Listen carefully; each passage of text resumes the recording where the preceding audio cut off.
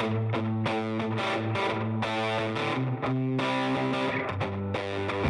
listening to the Cantina Cast, your home for thought-provoking Star Wars talk. Join Albert and Jonesy in breaking down the latest news, trailers, movies, and of course, your favorite characters from a galaxy far, far away.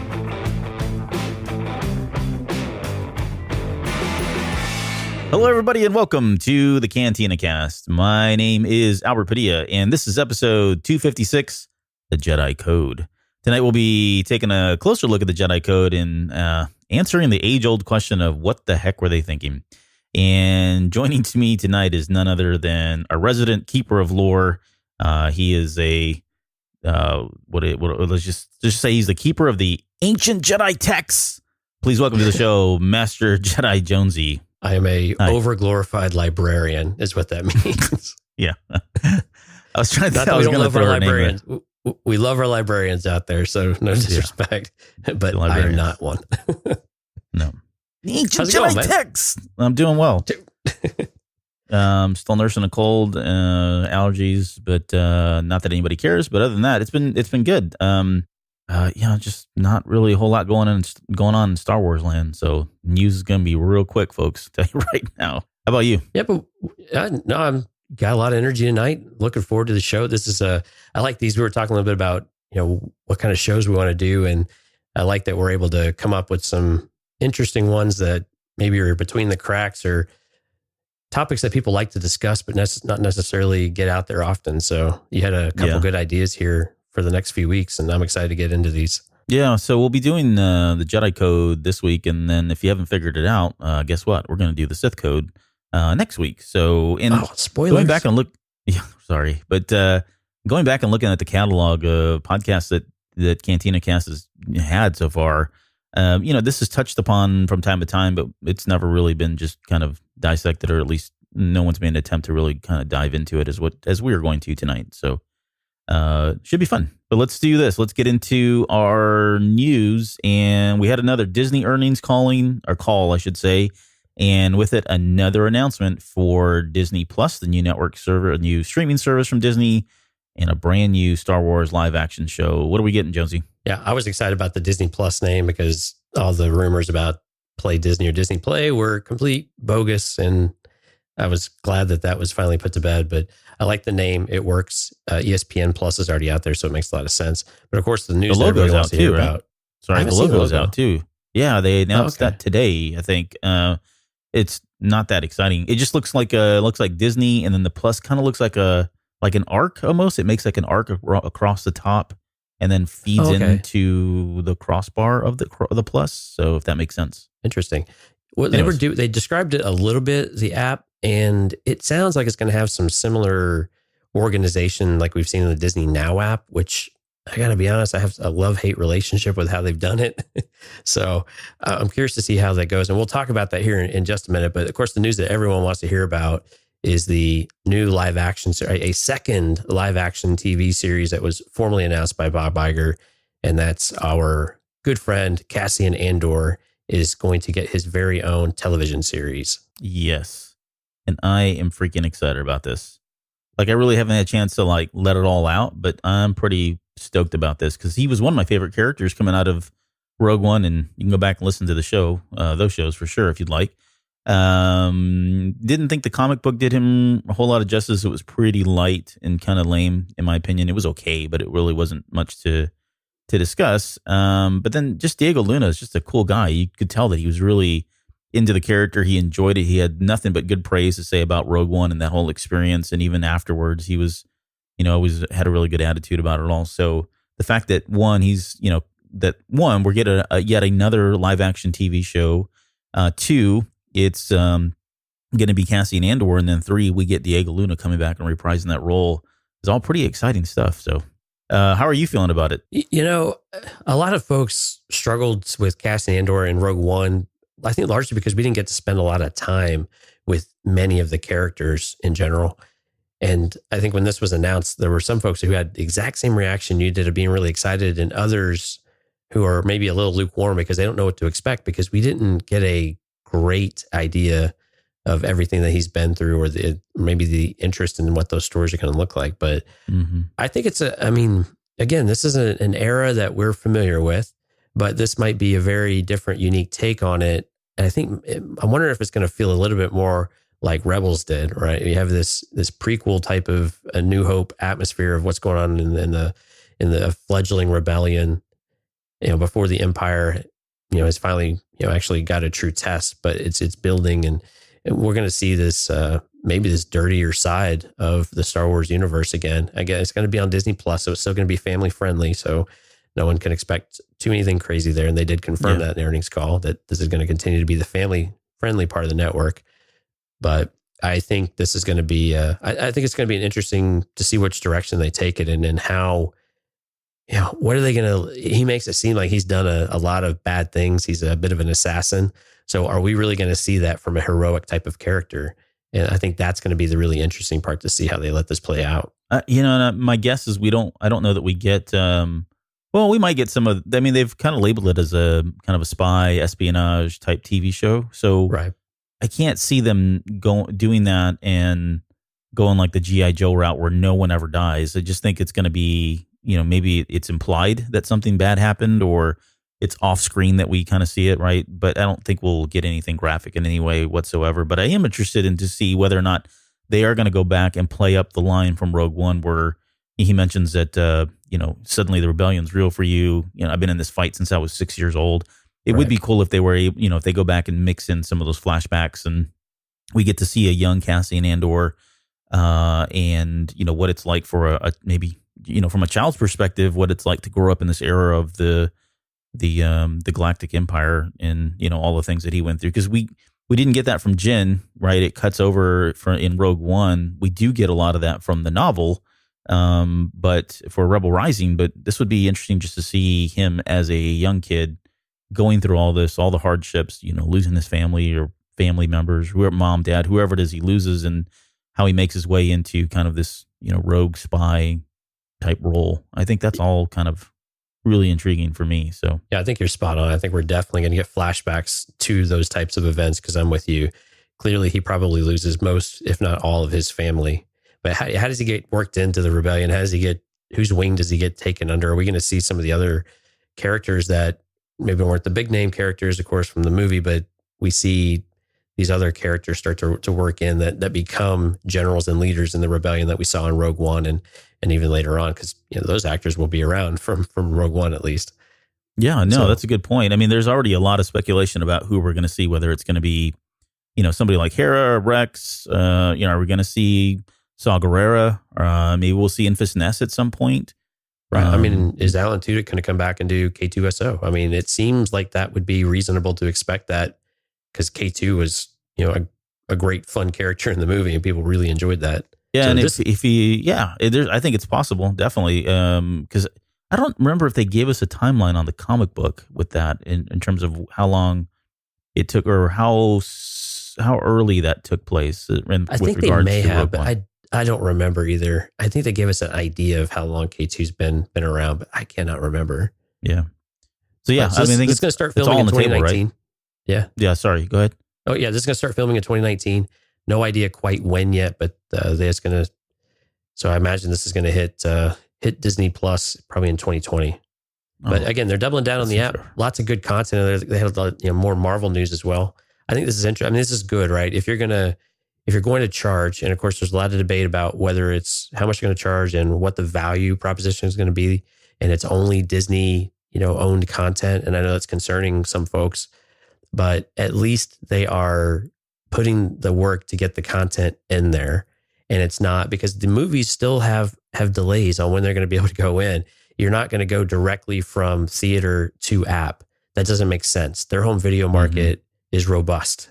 They make a lot of money on the home sales and the digital sales of movies. So it makes no sense to go straight into the app that's $10 or less a month, right? Yeah. So I think this is going to be another one of those things. You're still going to have the delay in the movies. These TV shows and investing in this area is where we're going to get the bang for our buck, much like we do on the Netflix slide, use that as comparison.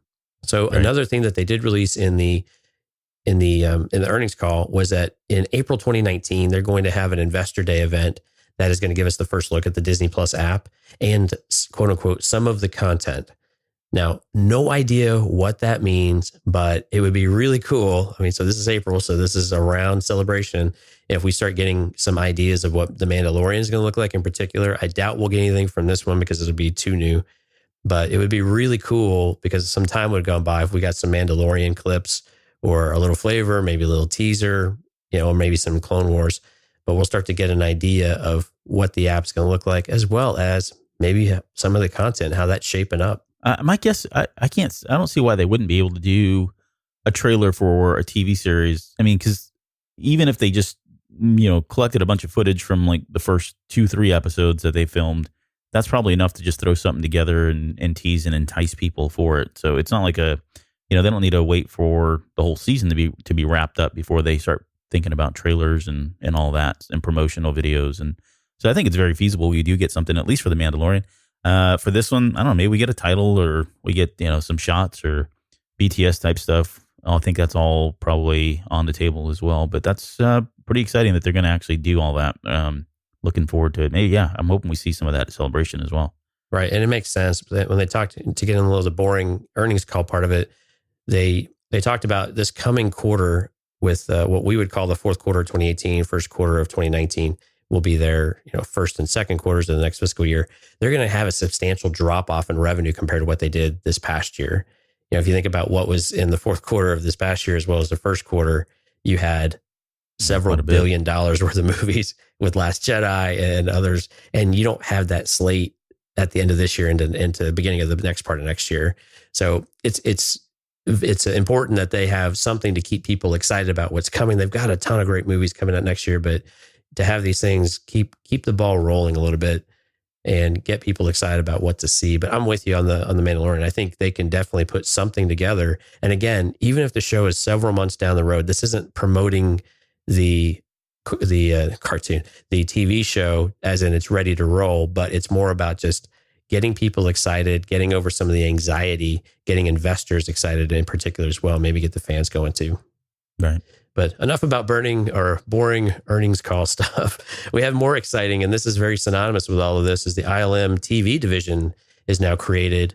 And this is very exciting for Industrial Light and Magic, that they have a formalized TV division. Of course, they've been helping with a number of shows for seemingly ever. But It's exciting that they have their own group now. Yeah, so I think, really, and I haven't had a chance to dive into the news blurb on this one, although it's not that long. Are they really just saying they're just kind of formalizing what's already been there now, in addition to the stuff that's going to be produced out of the Disney Plus app or streaming service? Are they going to be offering their services elsewhere as well? Are we going to be potentially seeing this logo or something? Okay, this is not just Star Wars. They're going to be doing this for the other franchises as well. And you're right. When you think about this in Star Wars terms, really all we've had are the animated series, and they've been doing that in Singapore and a little bit here in the US. They're going to build out a formal office in the UK. It's going to be their headquarters. They've still got the San Francisco and the Singapore, and I think they've got one more office elsewhere. But it's them doubling down. So what's the good news for us as Star Wars fans is that they're doubling down that this is a division that's going to be around and be able to develop content consistently, and they'll be able to grow. And presumably the Marvel division and some of these others, as they start to develop those shows, now that they're going to do some with Loki and Black Widow, I believe, right? That they'll be able to continue to develop that content and have its own self-contained division to really focus that content and not have it shared with resources and ideas. They can really just focus on the parts that they want to, on the television aspect of it. And I think, again, this is 100% because of Disney Plus, the Disney streaming app. That's all pretty exciting stuff. I can't wait. All right, well, let's do this. I think that's it. We didn't have anything else really to kind of go over. I think at some point we will come back and recap on Resistance, because we haven't had a chance to really speak about that in too much detail. I think we're waiting for a few episodes to kind of make their way across the television spectrum, and then we'll come back and talk about those. But yeah, I think we're getting close. There's a couple good episodes going on there. Yeah, no, and it's really hard to bite our tongue and not just dive into it. But I want to make sure that we've had a couple, to really kind of just have a fair assessment of it without just diving in and doing a single episode by episode, shot by shot kind of analysis. I don't think that's really what we were looking to do. So, all right, let's do this. Let's do the Jedi Code. And, excuse me, I guess we could just talk about it real at the highest level. This is one of those things that for the longest time, and especially in our legend, like in Legends, the Jedi Code was everywhere. It's published, and anytime there was a chance to throw a line in there, it was in there, in a number of novels and source books and just about anything else. And then we get to Disney, and we were kind of talking about this before coming on air. I don't know that outside of Guardians of the Whale, that this is really that's the only book that I'm aware of, I think, since Disney purchased them, that this has officially been canonized or published in as we know it.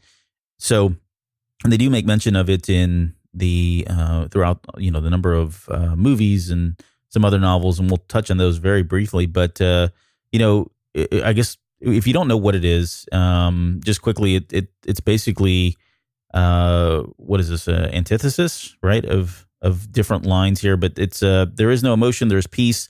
There is no ignorance, there is knowledge, there is no passion, there is serenity, there is no chaos, there is harmony, there is no death, there is the Force. So this is also known as a Jedi's meditation. And again, it's just an antithesis of statements that the Jedi try to uphold, or kind of, it was part of their devotion to the light side of the Force. Right. But I guess one of the things that really always interested me was it's called a Jedi Code. And I kind of threw out this question out there about whether this is this something similar to what we have today, like in our business world, or organizations, like a code of ethics or a code of conduct or a value system. Do you see it as such? Because it's pretty light compared to what, I guess, if any one of those three.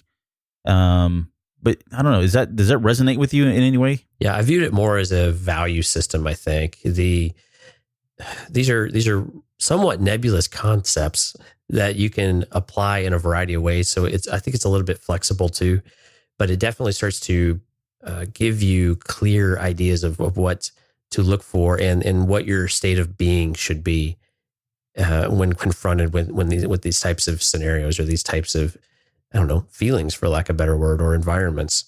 So I viewed it a little bit more in the value system. I think code of conduct is another one in there you could probably work in there. The ethics part, I don't think that really applies as much.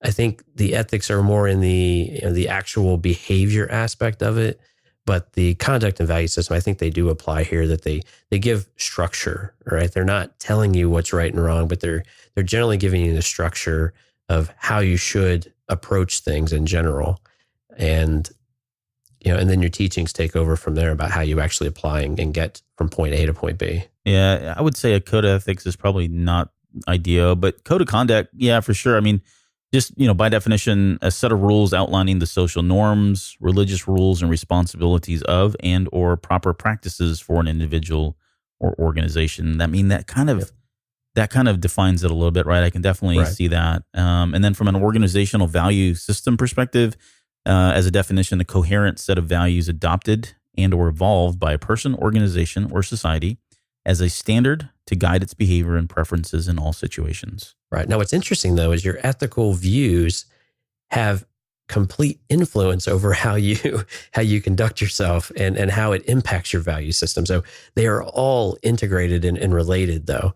So you can't really have, when we, like where I work, we have it's an ethics and compliance, like code of conduct. Like they get thrown into the same bucket, right? Because they do feed off of one another, even if they're not mutually exclusive here, but they do feed off of one another. And we're going to touch on that. We're going to see as we go through some of these with some examples. I think we're going to see how that plays into it, especially when we start talking about like an Anakin, right? Yeah.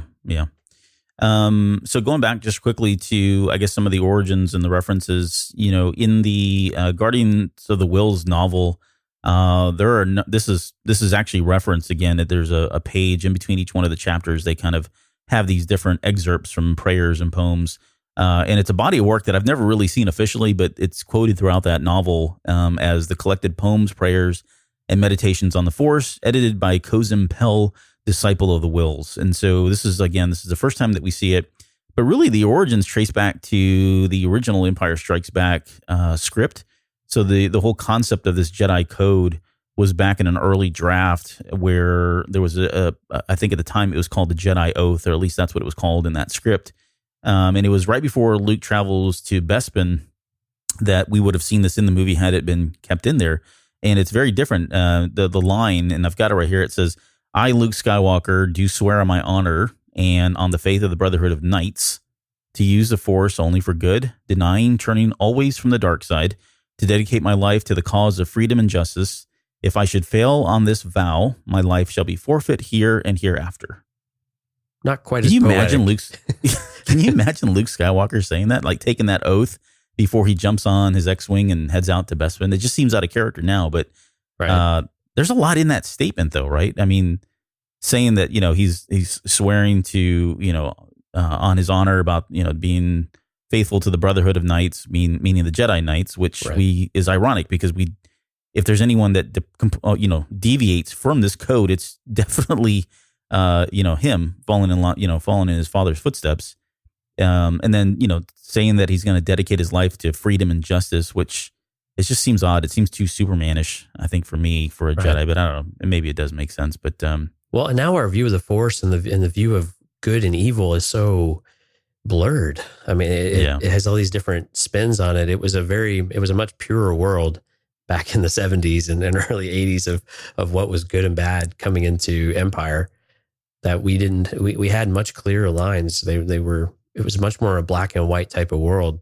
than what developed through Empire and Return of the Jedi. And of course, definitely what we have now, where we have a lot of flexibility over interpreting what we determine to be what is good in people and what is good use of the Force and these types of things. It's very interesting to think about how it's changed so much over the last 40 years now, I guess. Yeah, some of the other canon references in the Clone Wars. In season 3, there's an episode called Citadel Rescue where it's Anakin, Kenobi, Ahsoka Tano. What's the creepy looking Yoda character? Peel, Jedi Master Peel. Master Peel. Yeah, so they're escorting Tarkin out of the Citadel, which is infamous in the Clone Wars series. But there's one part in there where Anakin mentions that Captain Tarkin believes the Jedi should be relieved from leading the war effort. And Anakin says, "Well, we aren't soldiers, we're peacekeepers. The Jedi Code often prevents us from going far enough to achieve victory." And Kenobi retorts with a, quote, "a rather simple point of view." So it is mentioned there.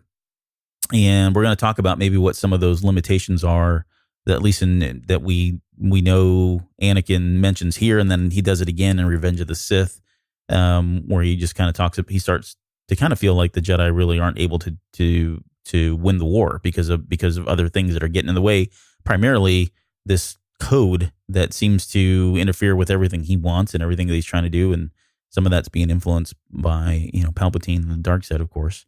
In Dark Disciple, we got more references. I think and correct me if I'm wrong, I know we just read this and we just did a whole freaking show on it, but isn't there a moment in there where he's kind of going through the mantra himself, like Quinlan Voss is trying to calm himself down? I think he starts reciting the mantra in that novel. Yes, that is true. Yeah, so we get little bits and pieces of there, and I think primarily that one, I think he's going, it's either there is no emotion, there is peace, there is no passion, there is serenity. One of the, if not both. He's kind of going through that in his head. So again, it's reference. We know that this is still, at least in that time during the Clone Wars, this is something that the Jedi were relying on pretty heavily. And a little bit later, I guess I'm going to just throw that question out there about whether or not this code is even servicing them. Are they getting what they need from this code? Or is it fulfilling, ultimately what their end game is, their goal is, or is it outdated? And is this another one of the factors for them that cause them to, their ultimate downfall here. Right. And then I guess in The Last Jedi, we don't really get a whole lot of references. In the original trilogy, there's really not a whole lot. There's maybe one thing that I'll come back to in a little bit with Yoda and training in Empire Strikes Back, but I'm trying to think in The Last Jedi whether or not we actually got any references or anything that we could tie back directly to the Jedi Code, apart from Luke, and the ancient Jedi texts and all that. I mean, maybe he's implying there that was maybe that was one of the things. The Jedi Code was one of those books that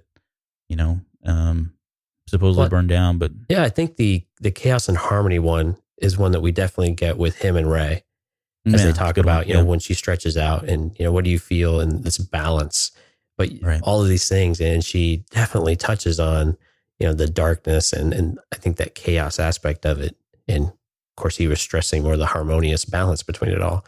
So I think that part in there is very much referencing Last Jedi. So let's do this. I think what I'd like to do is just take these line by line and just kind of talk a little bit about each one of them and whether they mean, well, let me just preface this by saying that I don't think any Jedi really took all these at face value and were inflexible with them. And although you could make the argument that there probably were some that did, and that was, again, which maybe led to their demise. But I want to just take a look at each one of these line by line and maybe just kind of throw out some examples of either where we saw it or we didn't see it. And we'll start with the first one. There is no emotion, there is peace. And the quick note that I took in here was there an implication here that peace can only truly exist in the absence of emotion? And which seems real rigid, but there are moments in the movies and the novels that we kind of get the impression that they really are trying to suppress all emotion, right? Is that true? Or do you feel like there's a little bit of slack there? We are definitely given the impression in the movies that they should be somewhat robotic, right? That they don't. Anakin's view of it, of course, is very different. He starts to skew, especially when we get to the passion part, but he starts to, skew a little bit of or manipulate it to what maybe it could be or what it maybe it even should be. But yes, it is way too rigid, saying you have none of this and there is this. So what is in between? What does peace actually mean to someone? What does the emotion? I mean, emotion triggers reactions as well. So how can you have action without emotion? Because something elicits a response. And we go back to your earlier phrase about whether or not something is, or upholding the good, up and doing the will of the Force. How do you know that without an emotional response to something? Not everything can be cerebral and be logical in nature. So I think they definitely started to, it's just a little too rigid in nature. And maybe the teachings give you more flexibility. We haven't really seen a true training in motion with a youngling. And so I think this is one of those areas that it does seem like it's way too rigid, because you can't, without emotion, it does not give you peace. There's not a direct correlation between the two. But one of the things I thought about, though, is more of Qui-Gon's teaching to a young Anakin, where it was more living in the moment and not getting excitable and having a calmness to yourself where it doesn't rattle you and you can focus and you can do the task, right? And so that's where I think this comes in, and this is where Qui-Gon is so cool, right? Because he just had this easy way of translating these really nebulous type of comments, or these nebulous lines of the code that otherwise, how would an 8-year-old understand what that actually means? Rather than saying, live in the moment, don't panic. This happens. You're going to figure out a way. Trust in the Force. The Force will help you. Just listen, right? Yeah. And I think there, as one of the more obvious examples where we see this, because with Luke, I mean, there was definitely fear on his face, as he confronted, in the cave, certainly when he confronted Vader on Bespin. And you could even make the argument with, at Jabba's palace in Return of the Jedi. And then when his second confrontation with his father in Return of the Jedi, there was always this kind of sense of fear. Like there was emotion on his face. You could see it. With Qui-Gon, there's a really, the coolest moment is there once, he's facing Darth Maul and they get separated, and he's pretty calm and collected. And what does he do? Darth Maul is ready to go. He's ready to kill him. He's kind of jumping up and down and all that. And what does he do? He goes down on 2 knees, very calmly, just looks at him, closes his eyes, and starts to meditate. And it almost feels like this is he's living this. He's living this ideal that there is no emotion, there is peace. He's refocusing, recentering. I think that was the intent of this particular line long ago, many eons ago. This was the intent, was to clear your emotion, clear your head, and don't let emotion get the better part of you. But again, I think because of the dogmatism and the taking this thing at face value and not allowing that flexibility, I think this kind of got misconstrued in a lot of different ways for a lot of different Jedi. And you can throw even Yoda in that as well. But although So it's a good segue for on my own part here. There is a moment in Empire Strikes Back where, as he's training Luke asks him the question, "How am I to know the good side from the bad side?" And he does say, "You will know when you are calm, at peace, passive." So it's almost like he is preaching this. He is preaching the fact that you want to make sure that there is no emotion, that you need to be calm, and then once you get to peace, you're able to discern what's good and what's bad. And I guess you could just make it akin to at some point we all get really heated about something. I've used the example in whenever I get to an argument with my wife or somebody that I know, there are moments that I just feel like, you know what, my mind is not clear right now. I'm not in a good state. I don't want to have this conversation. I need to walk away. I need to cool down. I need 10 minutes. Give me 10 minutes so that when I come back, I'll be in a better state and I won't let, my emotion get the better of me. So I think that, again, I think that was the original intent here, but I think there's evidence that, this may have gone too far, taken too far by a number of zealots or people that were just real dogmatic about the Jedi Code itself. Right. And see, I have a different take on that. And I'm glad you brought both of those up, because both the Qui-Gon Maul interaction as well as the Luke Yoda in Empire, I think apply more to the passion and serenity. So we're going to come back to that one here in a minute, because I've got a different take about what that actually translates to and what I think they were actually doing. Yeah. Again, my take on it, not that there's not a wrong answer to this stuff, right? So, well, at least not till Lucasfilm tells us there's a right or wrong answer. Yeah, right. Until we're proven otherwise. Right. No, and that's a good point, because there is no passion, there is serenity.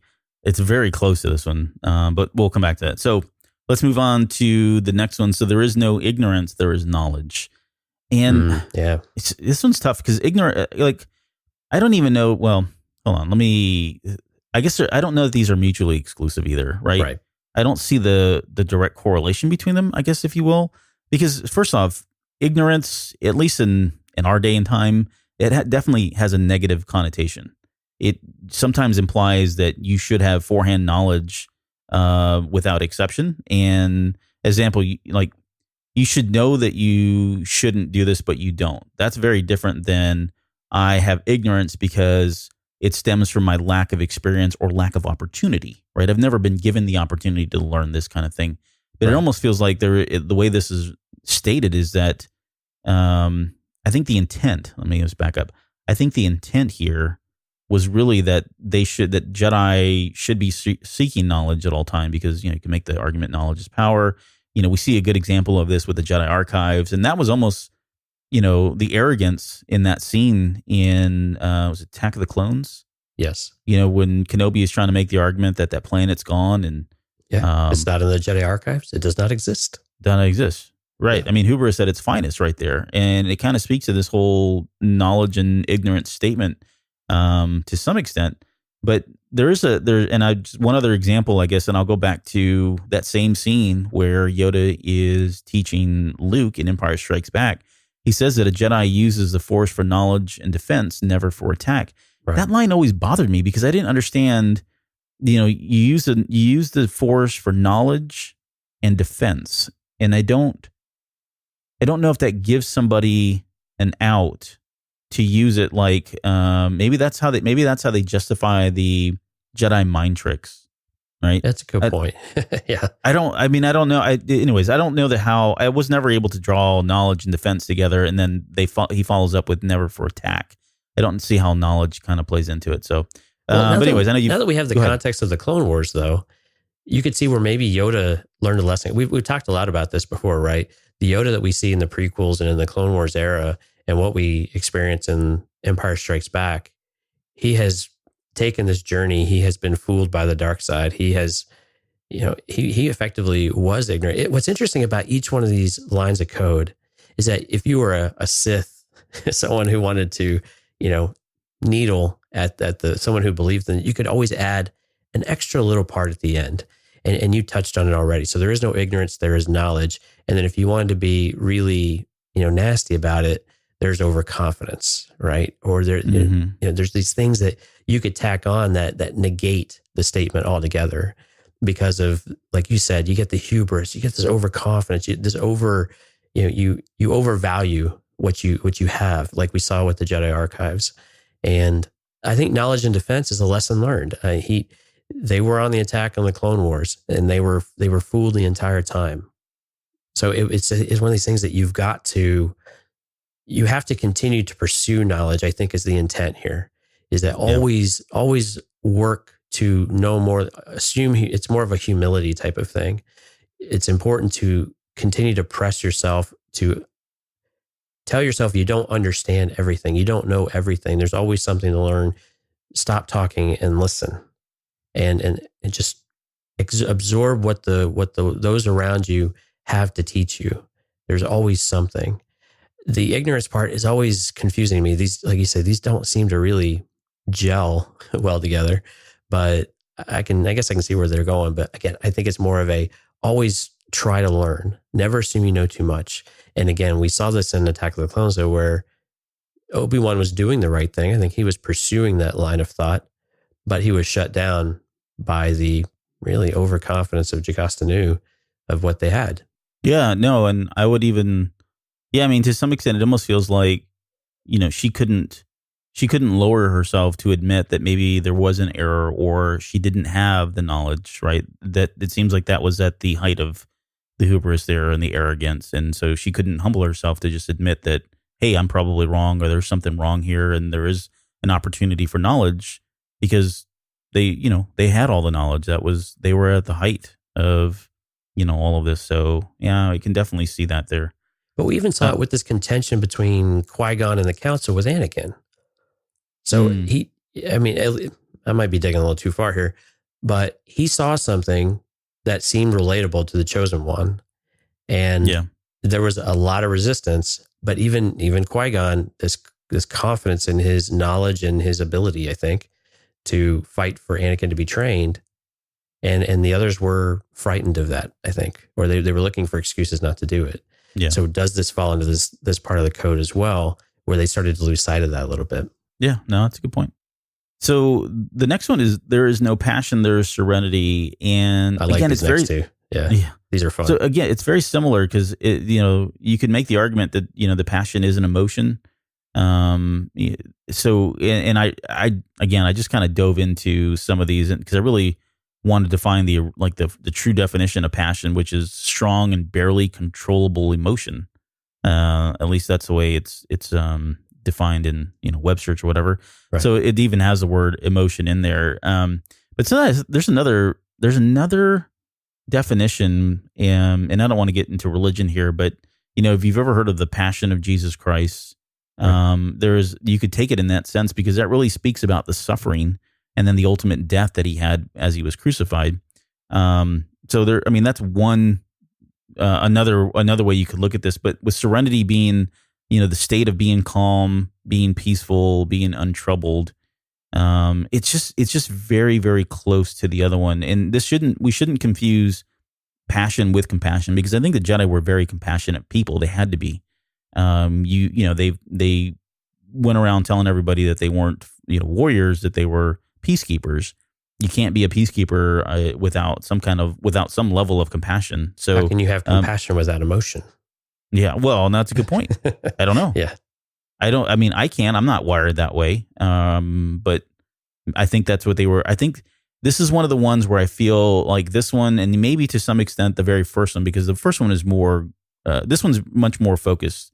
It is about passion itself, but it almost feels like it's at odds with reality. Like, I don't understand how you could really truly achieve this. It was almost like an unachievable goal. It seemed unrealistic for anyone to expect anyone to really be able to live, without passion and in return just have serenity. Right. So let me throw this out there for you then. All right. So where we had emotion and peace, it was more living in the moment, right? Mm-hmm. With passion and serenity, I started to look at this more as a spiritual state of mind. So where are you, generally speaking? What is your general aura like? Is it one of general peace and where you can accept change and you can adapt and you don't get flustered easily? It's just this general calmness rather than a calmness in a moment, but this is more the extension of the living force, right? That you're in tune with everything around you to where it won't, by extension, it doesn't rattle you any of the time, right? It doesn't, there's nothing that will stir you into emotion with really little ramp up to that. There's very little, you don't have to, there's no crescendo into your emotion or into your total passion of it. There's no, it's just nothing gives you really riled up that quickly. You have a general peace about you, have a general calm in your person as a normal state of mind. And that's how you are. And again, I keep going back to Qui-Gon because this is his embodiment, right? He was a huge into the living force. This is very much still an extension of his teachings, I believe, of what a Jedi should be able to do. They should be able to make decisions and act, but they have to have this centeredness, if you will. And you had talked a little bit about this before, but you're centered and you're always centered. You know how to get back to that center quickly. You realize whenever you're off your center, and you have the maturity to go back to that. And so that's where I see these starting to differ between what we analyze first and where we're at with this one. And then we'll take it to the next step with chaos and harmony. Just quickly on this one, I guess the only other comment I had on here was, when you talk about serenity, right, it's being in a state of calm, peaceful, untroubled. And this is an example where if you take somebody like Anakin Skywalker, who was very passionate about a lot of different things, but primarily his undoing being so passionate about, ensuring that Padme wasn't going to die. And that was ultimately his undoing, right? He was so passionate about it. There was a lot of, you could throw in the other one obviously as well. He had a lot of emotion. At times it felt like he was unable to control those emotions. You couple those together, and he gets to a point where he was a troubled mind, right? He didn't have serenity because he had passion, because he had emotion, because he had no peace. He was probably, with the exception of maybe Kylo Ren, he was a very, very troubled individual at times. And we saw, at its highest point in Revenge of the Sith, but even in the Clone Wars, we got little bits and pieces of it throughout there as well, where we could see he was struggling with a lot of this stuff because, apart from all this, and then you've got Palpatine, getting in his head and pulling him to the dark side. I mean, there's just a lot going on there for him. And this is, I think that was ultimately what the Jedi Code was trying to prevent from happening. Like, he was a case study for why this thing needed to exist, or some form of this needed to exist. So yeah. Yeah. And all right. To go back to Qui-Gon and Maul, this is what I think he was doing when he went and started meditating. He was getting back to this more serene state of mind, to where the Force starts to open itself up to you in a larger way, kind of like it did with Asajj towards the end. It just presents these paths to you. And I think that's what Yoda was trying to teach Luke. It wasn't, my interpretation was, it wasn't so much about peace in that moment that you'll know the good from the bad, if the light or the dark is, which one is stronger or which one's, better, or whatever that is. But it was more of this complete state of serenity rather than just one-off peace or a moment of peace. In order to truly understand it and have these paths opened up to you, you have to have a general spiritual calmness to you that you can let these in anytime that you need them. And they're always present, and you can't be clouded by judgment or by emotion. And so I think that's why I think those two scenarios really fit in, I think, more into this one through that lens, at least. Yeah, that's a good point. Excuse me. So the next one, there is no chaos, there is harmony. And just quickly, as definitions, chaos is simply disorder or the lack of order. Harmony being the pleasing arrangement of parts. And this one was very interesting because, as an antithesis, I would expect it to say there is no chaos, there is order, and it doesn't explicitly say order. It says harmony.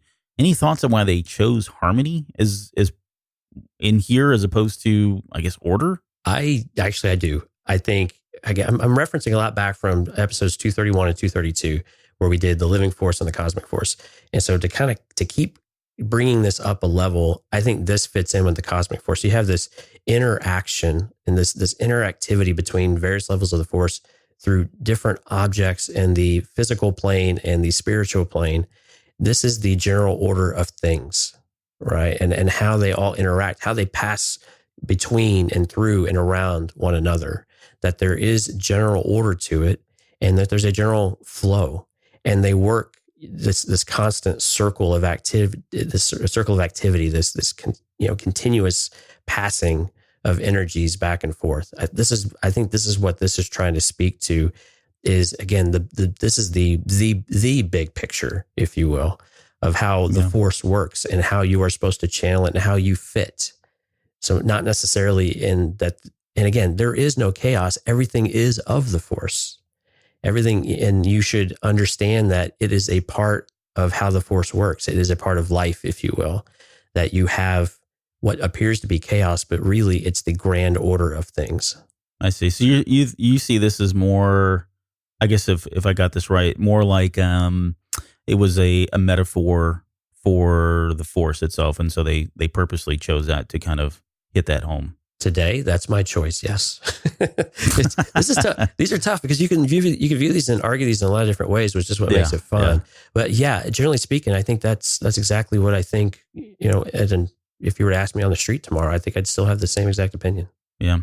Could you make an argument that Anakin thrived in chaos? And I'm really primarily speaking about Clone Wars, because we don't really see a whole lot of it, obviously, in the. Well, I mean, I guess you do see some of it in the prequel trilogy. I don't know. It was a question that came to my head because it seemed like he was a little reckless, and you could even throw Luke in there, and you can make an argument that recklessness is a form or a downstream impact of disorder. But I just wondered, again, this is where I don't know that this, and now we'll get to this at the very end when we talk about the flaws of the Jedi Code. But this is one of those instances where I just felt like, yes, however, I think there's always exceptions. I think there are people that flourish in chaos and are better because of it. And it just seemed like somebody like an Anakin Skywalker or a Luke Skywalker, whenever things were in disarray and they weren't in perfect arm harmony, they were able to function. They were highly functional people in those types of scenarios. Well, I view him more as the spontaneity. He's very spontaneous, which I think speaks a little bit closer to the emotion and then into the passion side of it. Now, when you have people actively creating disharmony and potentially chaos, and I think this is more of what Sidious was doing in Rebels with the World Between Worlds, right? So he was actively trying to find a way to disrupt the order of things, to bend it to his will, which and that would be the antithesis of harmony, which is chaos. It will break down the walls of harmony and this flow of energy. And we've talked about this a couple of times over the last many months, where that is, I believe, exactly what Sidious was trying to do. He was trying to create chaos where there is already harmony. Yeah, no, that's a good point. And you could say he's been relatively successful at creating pockets of it, right? The whole Clone Wars, the different setbacks, even Krell that we saw in the Clone Wars with his behaviors and his new desires to learn a different path. And that's why you could argue that the Sith or the dark side, if you will, while it is part of this harmonious thing, there are individuals who are excited by the idea of utter chaos and for whatever reason can't stand harmony because it's not their version, their vision of the universe. Yeah, and I hadn't really thought about that, but you're right, because if you have a organization like the Jedi themselves, and they are living by this code, how better to weaken them than put them in a perpetual state of war and a perpetual state of chaos? Because but there was just an ebb and flow that was more ebb than flow. That it was disruptive for them. It took them out of their element. They weren't prepared for it. They had never really been. I mean, we don't even know how long it had been, hundreds of years, if not more, where they hadn't really been in a state of chaos, or they had felt that they had been in a state of harmony for so long. So, I think it was one of his mastermind type things in creating this level of chaos in the war itself. So yeah, it's a good point. I can see where that would weaken them a lot. It's like when you have an orbit, right? Your orbit is stationary, or not stationary, but it has a path. And if you create an unnatural wobble to that, it will completely disrupt the order of things on that body, right? So if Earth's orbit were to differ just a little bit around the sun, it could potentially completely wipe out everything, right? And so that's the way I see it in more of our terms these days. Well, I'll give you a +1 for the orbit analogy, but I'll take 1 point away for not using a Death Star or Endor or another moon. But there are billions and billions. billions. So I get my point back. Yeah, you get a point back. All right, let's talk about the last one. There is no death, there is the Force. So this one feels like it speaks to a couple different things that we know about the Jedi to believe. Right. In that, all living things are, made of the Force, and when they pass, they kind of go back. And really what I'm speaking about here is in the episode of Voices in the Clone Wars, there is a moment in there where Qui-Gon, this is later on in the Lost, I think it's the Lost episodes, I think. Lost Missions, right. Lost Mission, sorry. Where Qui-Gon is kind of conversing with Yoda, and he says that all energy from the living Force, from all things that have ever lived, feeds into the cosmic Force, binding everything and communicating to us through the midichlorians. So good. And then there's a second line to that. Yeah, thank you. I wrote that myself. There's a second line to that, but I'll come back to the second part of it.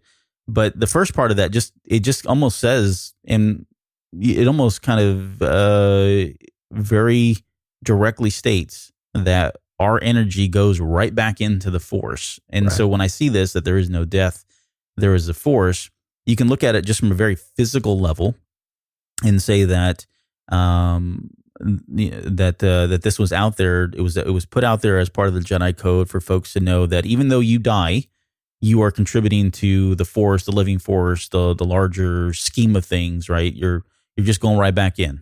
Circle of life, man. Circle of life, that kind of thing. The other part of it, though, I believe he called it the wellspring of the Force, right? Yes.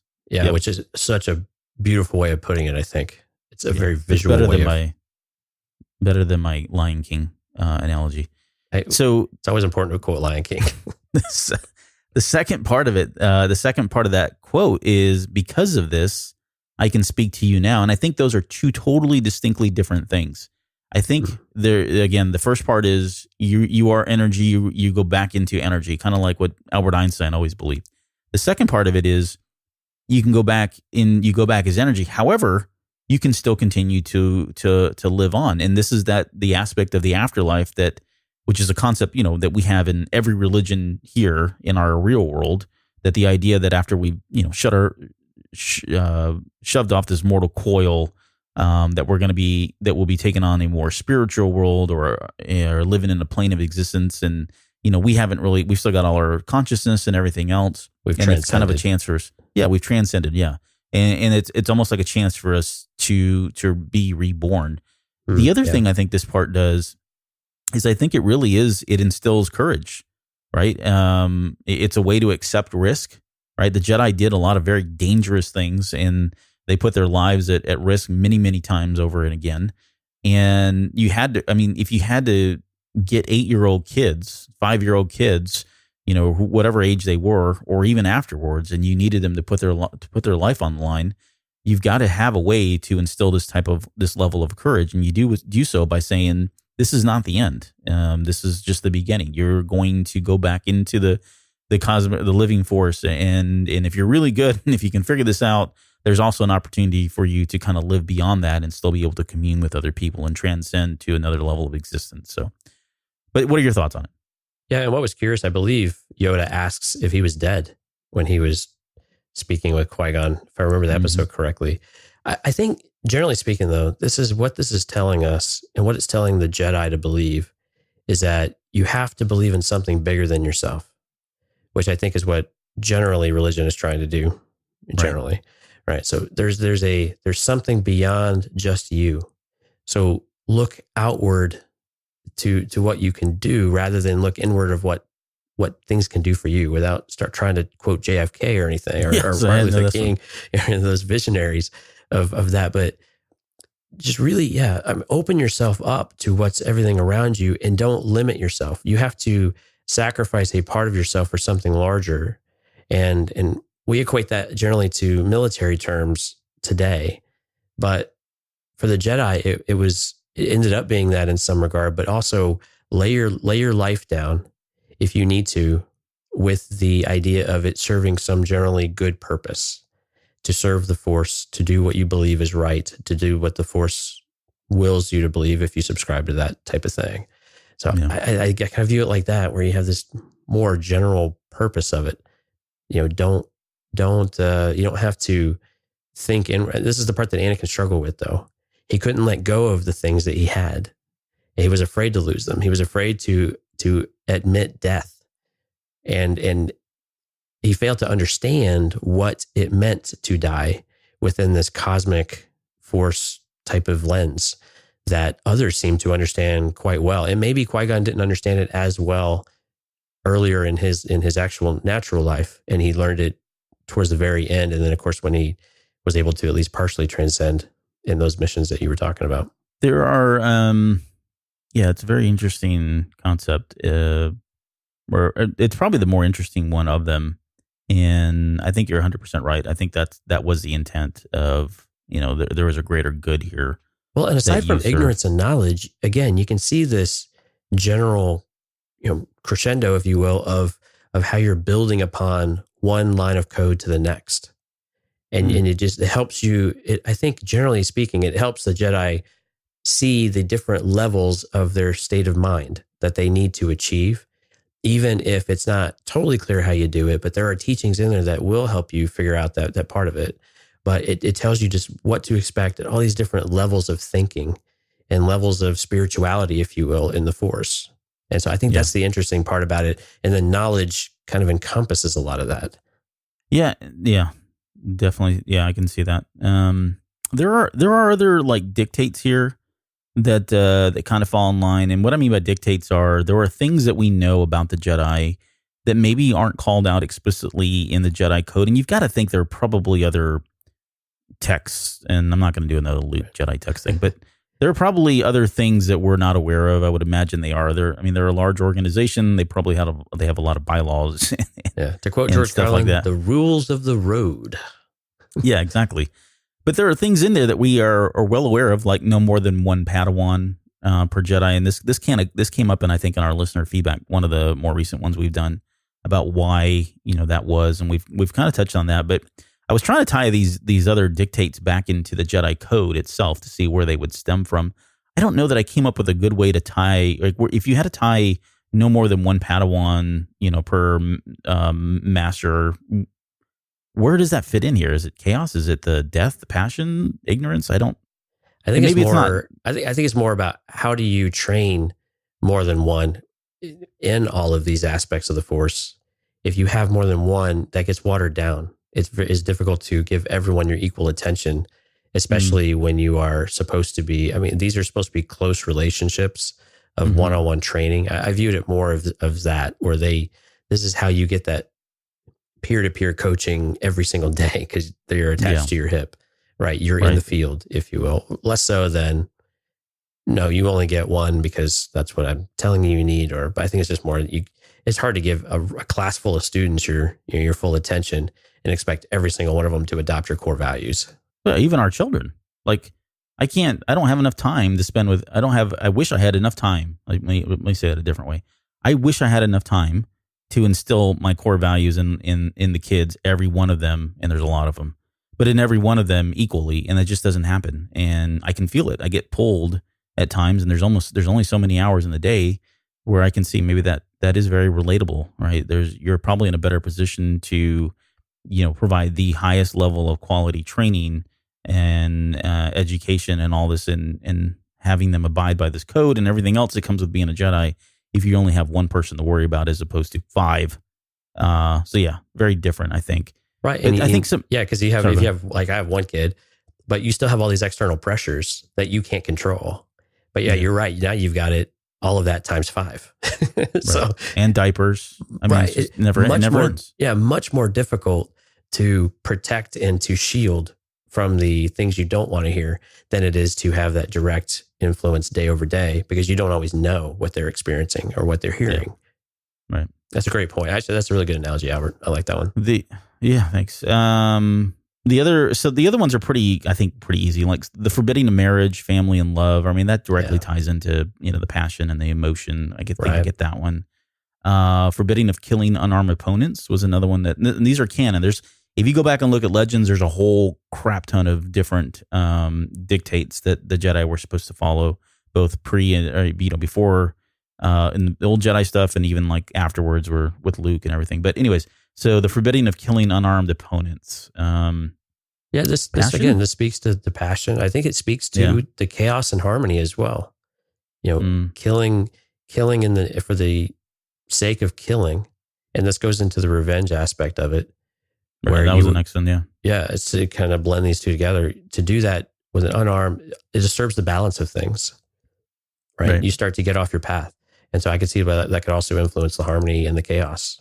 We had age restrictions that were in place, and while I don't think you could directly tie this into any one of these, I can definitely see where, and this is always the interesting piece of the original trilogy, where Yoda was trying to make the argument that Luke was too old to train, and you got to wonder, and I don't know, we don't necessarily need to dive into that tonight, but you got to wonder what was the reason why. And I think we've had this conversation before about younglings and why they would bring him in so young, and I think the consensus has always been that, if they're young, they don't have a lot of preconceived notions about what is good, what is bad, what's right, what's wrong. They're very malleable. You can teach them. And bring them up in the way you want them to be brought up, whether it be the Jedi Code or any of these other dictates. But I think that was the purpose here. I don't think it directly ties into any one of the statements from the Jedi Code.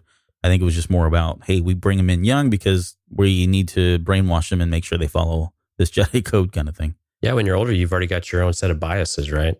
Sure. And they can play right into some of these things with emotion and passion and chaos, how you interpret death, and we saw again with Anakin, how you interpret death is going to influence your communion with the Force and how you end up, presenting yourself and the actions you're going to take from there. There was one last one, and we'll, just in the sake of interest of time here, there was, we'll just kind of end on this one, at least for the dictates, but the one from Revenge of the Sith, where we get a sense that Anakin is really not comfortable with the fact that they've been spying on Palpatine. Yeah. And, I don't know I never really got a sense of whether or not that was a personal value that he felt like was, that they had infringed upon.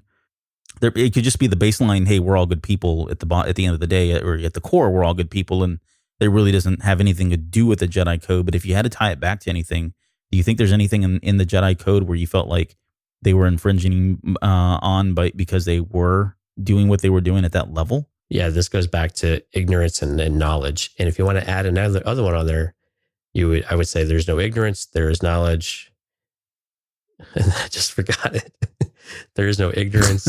There is knowledge, and then there is hypocrisy, right? Yeah, right. Yeah, I mean, and really, that's where this scenario, at the very least, was, where they might be saying that they need to educate themselves about what's going on, but then you talk about the hypocrisy of serenity and harmony and peace, and you are disturbing those things by meddling, and it's a reaction to being threatened instead of one of true knowledge. They're not trying to better themselves.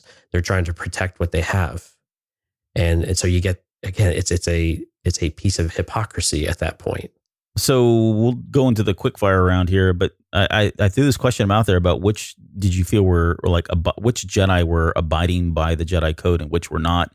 Obi-Wan Kenobi, would you make an argument that he was an abider of the code? Generally speaking, I think yes. Yeah. What about Mace Windu?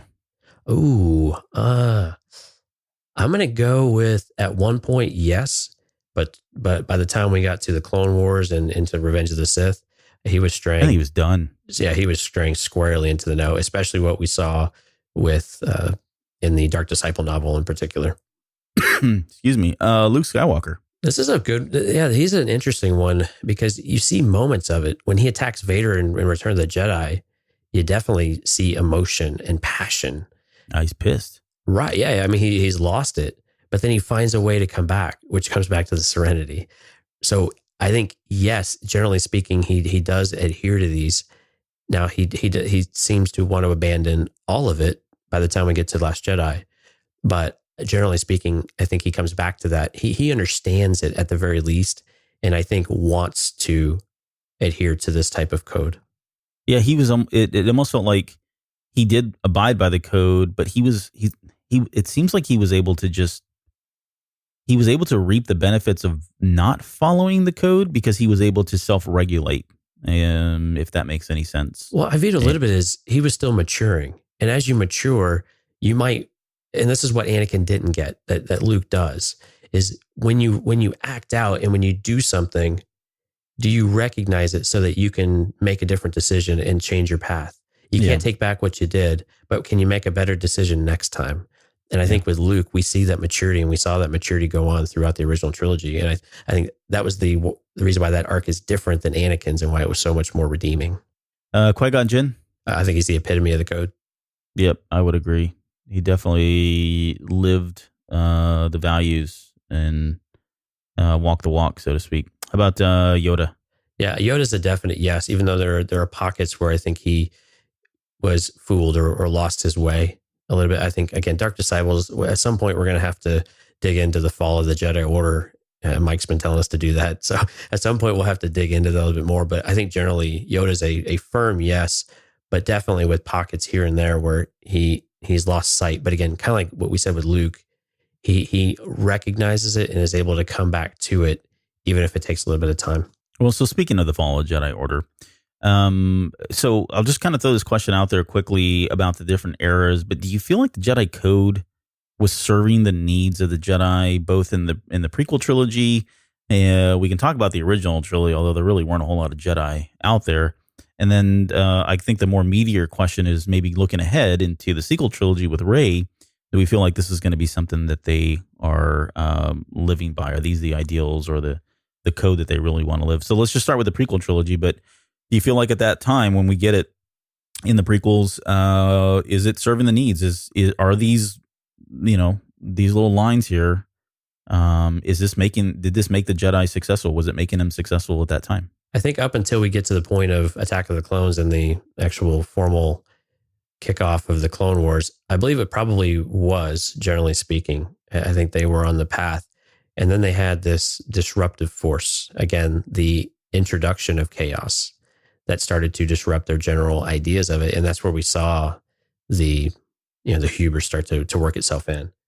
Yeah. But I think generally it was probably well enough. It's difficult to say because we don't know exactly everything that was going on up to leading this, even all the way back to the Old Republic. We could even go back that far, but yeah, right. I think generally, yeah. But then it started the cracks formed pretty quick. And certainly if you're, when you hear the show on Discord, social media, we'll have things out there, but I definitely want to hear other people's opinions on whether or not they feel like the Jedi Code was, serving the needs of the Jedi, especially in the prequel trilogy. And if you want to even go farther than that, if you want to throw in Coder, which I originally was going to go down, but there just wasn't going to be enough time to get into some of the Old Republic stuff. But, I think it's a valid question to throw out there as well, given right. what we know was occurring then. Is speaking with the original trilogy and whether or not the code was serving the needs of the Jedi. Again, it's kind of a trick question because, there really weren't any Jedi around. But nonetheless, apart from Luke and maybe Ahsoka, we don't really have a reason to believe that it wasn't being followed by those two or anybody that survived Order 66. So I don't know.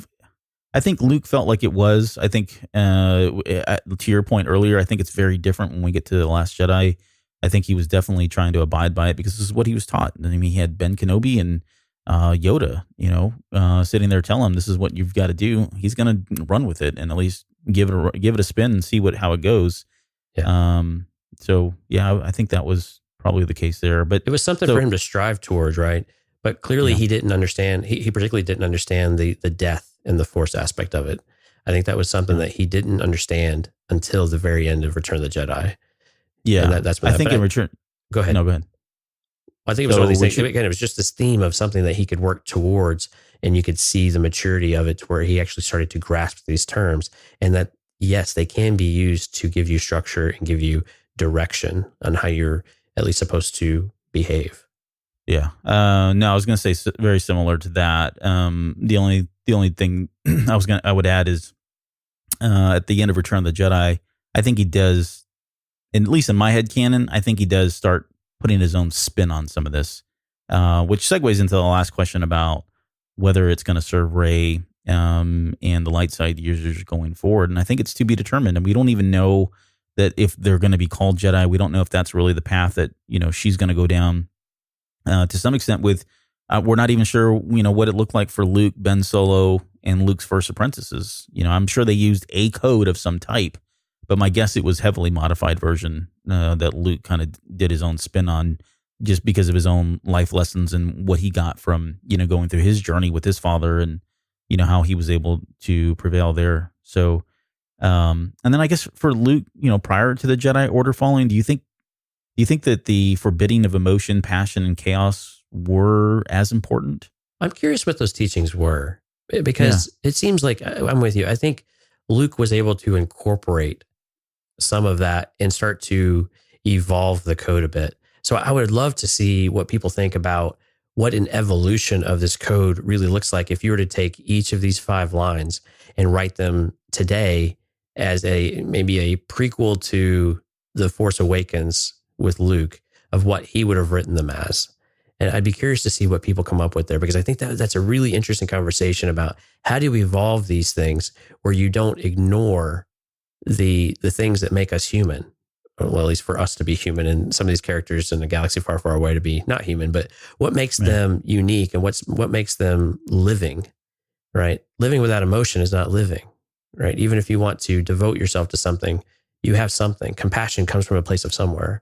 So what was Luke's view of that? And maybe we'll see that by extension with Rey and what this becomes. But because one of the things I still see in the sequel trilogy now is still this concept of harmony.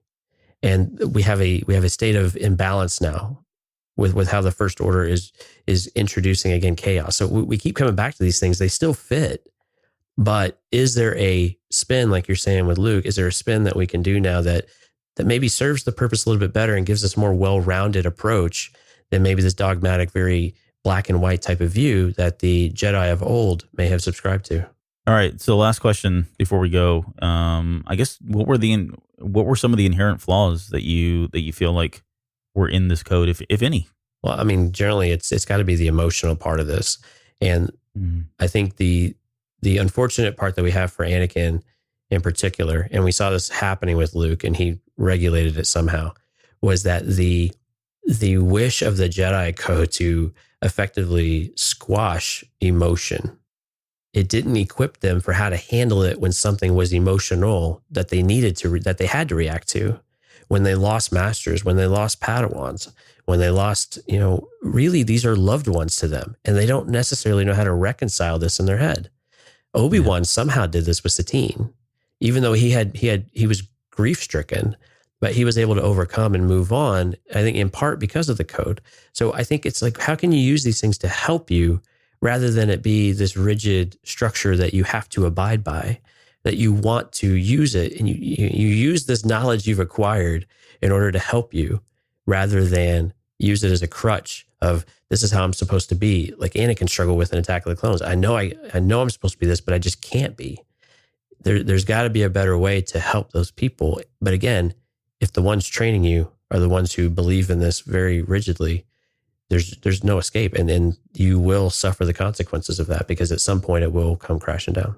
Yeah, I don't think I disagree with that. And I think the only other inherent flaws, I think, with the code itself are, it does feel, in my opinion, it does feel a little too rigid. At least it feels rigid in the way it was applied, maybe to some extent with some, again, going back to the dogmatism there, in the way people were expected to uphold this, right or wrong. It seemed like it was too black and white at times. And then I just have some general questions about whether or not this, like, what does it mean if you break the code? Like, we got some sense of that with the Ahsoka Tano trials, and we know that, they would hold people accountable in that sense, but some of that really had nothing to do with the Jedi Code outside of just, treason and, murder or whatever it was that she was being on trial for at the time. Right. I don't know that we never got a sense that there was this governing body. You broke the code, so what? Was there a penance? Was there something that you were supposed to do? Because you take something like Dark Disciple, where you've got Quinlan Voss, who does some pretty egregious stuff. Yeah. And really, they didn't do anything with him. I mean, they kind of pulled him back and put him on a bunch of crap missions to kind of have him, make sure that they kept an eye on him. But he did some pretty horrible stuff, and really nothing came about it. So if you broke the code, what happens? If you broke one of these, you infracted. What was it? What was your penance? What was the the punishment for doing so. Well, yeah. So let's look at the sequel trilogy for that answer then. So let's look at the Luke and the Ben Solo, the fallout from that decision and that moment of weakness, according to Luke, where he gave in to emotion. He gave in to the hubris of knowledge. He gave in to these moments and made a decision. And in that instant, he paid a price that is now that the galaxy is going to suffer for, the better part of a decade, most likely. Mm-hmm. Right. So I think that's where it's not so much a punishment, but again, it comes back to this. What's the result of your action and what do you have to live with from that moment? And it wasn't the shame that Luke had to deal with, even though that's what he claims it is, but really it's his one decision and his one abandonment of some of this code, which again, still has a lot of value, even if it's a bit dogmatic. His abandonment of that in that moment set forth a decade of pain and suffering on the galaxy. Yeah. I mean, it changed the landscape of the galaxy. It did. Yeah. So, I mean, that's the punishment, right? And unfortunately he looked inward instead of looking outward. And there's moments where looking inward is helpful, but you can't lose sight of the bigger picture. And I think that's what these things about harmony and serenity are trying to teach him. And he eventually got there, but it took him a long time to get there the second time around. Yeah, I think for me, I think it's more about the relevance of it all. And I don't know that I have a really conclusive opinion one way or the other about whether or not it was relevant in any of these. Maybe eons ago, I think it probably definitely was, but I don't know. It's hard to make an argument 100% one way or the other that this thing was still relevant and was still serving the Jedi, either in the prequel trilogy or even in the original trilogy. But you can also make the argument that if that's the case, it directly reflected the Jedi Order itself. Was it relevant anymore? Had Luke doesn't seem to think. Seems to think that they were past their prime and they were flawed. And you can make an argument that if they were flawed, it was a direct result or in combination with the Jedi Code. So, right. Anyways, you got any other thoughts before? I know we're kind of on overtime, but any other thoughts here on the Jedi Code before we wrap it up? No, this was a lot of fun. I'm looking forward to doing the Sith. I think this is a topic that we want to see some interaction for, especially in Discord, where we have a little more freedom there to talk back and forth. And we covered a lot of stuff. So it's okay to break them into pieces and listen to it a couple more times, but definitely want to hear people's thoughts about it, where they agree and what examples they had that would be great, or maybe where they disagree and have a different way of thinking about it. I'd really love to see that interaction. And this could be a really fun conversation that we could evolve over the next several weeks here as we start to look at the Sith and some other ways of how these things fit together. All right. Well, we're not going to rattle off everything, but we've got social media links and all of the support stuff like Discord and Patreon down there in the show notes. And we will be back next week to talk about the Sith Code, and pretty excited. So we've got, we'll try to do the same kind of analysis and kind of break it down, give you some examples, and just kind of ask the same questions about whether or not we feel like it was relevant, whether it applied, and maybe some of the key differences between the two. So I guess that's it. We'll see you guys next week. Jonesy, any last words before we go? No, do what must be done, Mike. Hit that music. We're out of here. See ya.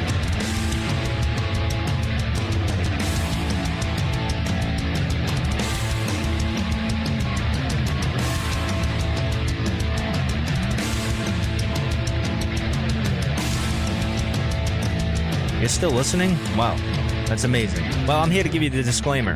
Normally we do a big, long, drawn-out disclaimer thing saying what's what and who's what and all that other stuff, but I think you guys kind of know that Lucasfilm and Disney have no affiliation with us at all, and we have none with them. We talk about Star Wars, which is their property and all that other good, fun stuff, but I think you can tell which is our stuff and which is their stuff. If you can't, well, then send a lawyer to send an email to me, and I'll be glad to chat with them. Other than that, you know what's what, so that's your disclaimer.